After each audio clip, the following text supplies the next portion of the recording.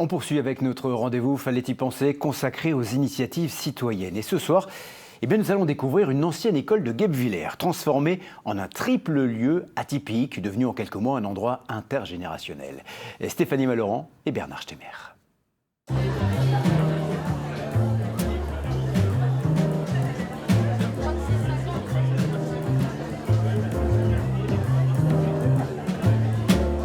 C'est l'histoire d'une institution à Guebwiller, le Wawa, un bar qui est installé pendant 20 ans à 50 mètres d'ici, qui a déménagé pour se transformer en triple lieu. Et ça marche, vous avez vu, fallait juste y penser.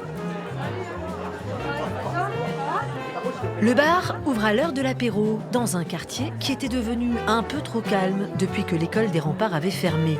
Le bâtiment a repris vie grâce à Sabrina et Nicolas. Les gens ont adhéré au lieu, ils ont adoré. Et on a notre ancienne clientèle qui est revenue au bout d'1 an et demi de travaux.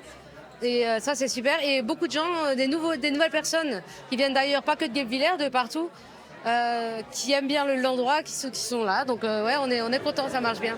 Les patrons du Wawa ont proposé à une amie céramiste d'investir une aile de l'ancienne école.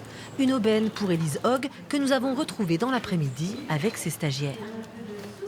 Plutôt que tu viennes appuyer là, sur le bas, et quitte après à remettre de la terre. Elle est bien, la regarde, super. Après avoir passé 10 ans à Paris dans une agence de communication, Élise est revenue dans sa ville natale avec ce beau projet. Chacun vient avec son idée. Je fais des petites initiations et ensuite j'accompagne en fait les personnes dans leur projet, dans la réalisation de leur projet. Et du coup, ça peut être en une seule séance, en plusieurs séances. Et ensuite, voilà, je cuis les pièces, je les émaille et 3-4 semaines après, ils peuvent venir les récupérer. En fait, donc tu plantes et ensuite tu tournes. Après seulement 2 mois d'ouverture, les Guebwillerois s'approprient ce lieu hybride idéal pour créer du lien.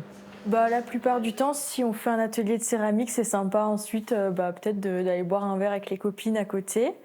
Je suis pas encore allée voir le brocanteur, mais comme dit, vu qu'il y a des synergies entre les 3 lieux, ça va de soi d'aller voir les 3 finalement, parce que tout le monde se connaît.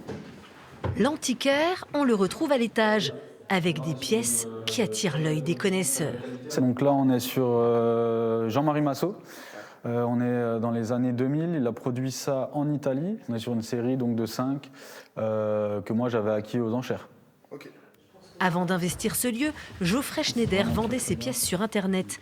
La boutique lui permet de toucher une clientèle plus large. Ce qui est intéressant avec le bar, on a ce brassage vraiment de différents types de populations. Et c'est ça qui m'a attiré dès le départ, parce qu'on a cette intergénérationnalité, on a cette diversité dans la clientèle, et c'était ça l'idée, c'est que ça ne reste pas réservé, qu'on puisse ouvrir ça à tout le monde.